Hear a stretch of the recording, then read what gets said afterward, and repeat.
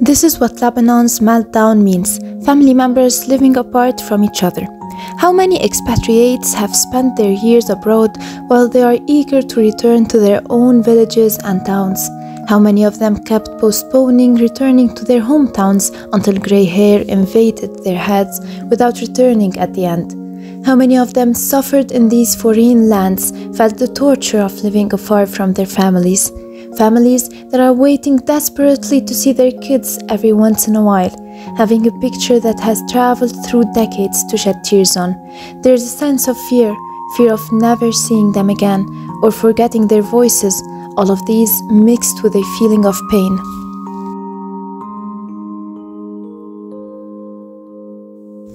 The Lebanese diaspora is one of the biggest in the world. About 14 million Lebanese are spread across the globe compared to only about 4 million at home. These Lebanese have started leaving their country at the end of the 19th century. At the time, they were running away from local conflicts and from a very severe famine. And of course, there was the Lebanese Civil War between 1975 and 1990 that led to a second wave of migration. And what we're seeing now is a third wave of migration, with more and more Lebanese trying to escape the economic crisis.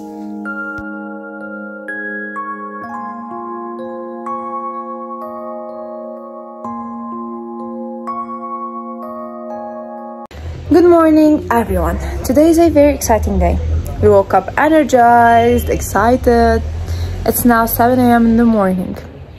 What we're doing today? Why we're excited? It's a good question. Today, we are going to pick my aunt, my uncle, which is her husband, and my cousin, her daughter, from the airport. They're coming to visit us in Lebanon. They are going to land at 11:30. Yes, in Beirut Rafiq Hariri Airport. شفتي يا جاني قلتها كاملة. It's 7 and we're waiting for the driver to go. Why? We rented a car or a minibus or a taxi, or call it what you want to call it, because we won't fit in our car, like, even though it's cheap. 7 people. Where we are going to fit 7 people with bags? Possible. So we rented a car. We're going to pick my dad from Kura, which is like a point in the middle of the airport at Hadshit. The airport is 3 hours far from Hadshit. Kura is an hour far from Hadshit. So yeah, because he had work, we'll pick them up from there. We didn't see my aunt in maybe 8 years. Yeah, it's 8 years. And her daughter, it's been like 10 years since the last time we saw her. So that's why we're very excited, very emotional. Even though 8 years is nothing for Lebanese people, sometimes they go for 20 years without seeing their family members who live in a foreign country. I was going to say language. Okay. 8 years for Lebanese people is nothing, because sometimes they go for maybe 20 years without seeing their family members that live in a foreign country. So 8 years is good. And because we always talk to them every week, we call them or they call us. It depends. My other aunts also. My other aunt. It's just one aunt. What? Okay. And my uncle. I like my makeup. It's cool. Oh, people are chatting. They are going to church. I'm not going to go to church today because we don't have time. So that's my outfit. That's my outfit. Time to go.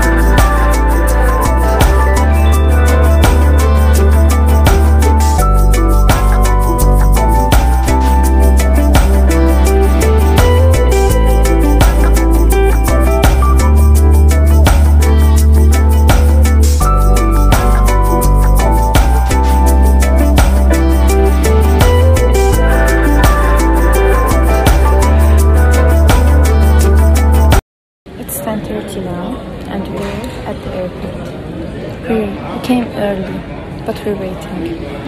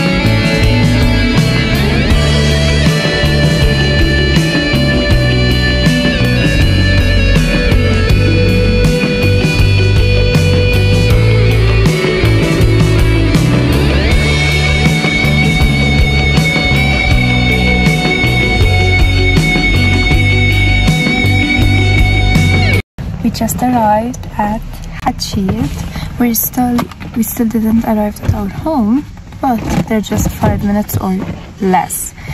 We stopped because my aunt and her daughter wanted to buy a SIM card, and when we were coming we stopped and ate falafel, which was so yummy.